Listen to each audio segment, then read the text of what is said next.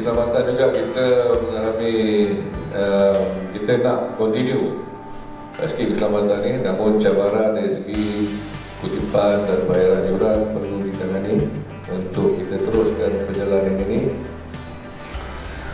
Dan juga kes-kes berkaitan dengan binatang liar ini juga satu benda yang kita masih belum boleh selesaikan, especially anjing-anjing liar ini masih lagi ada 5-6 ekor ya.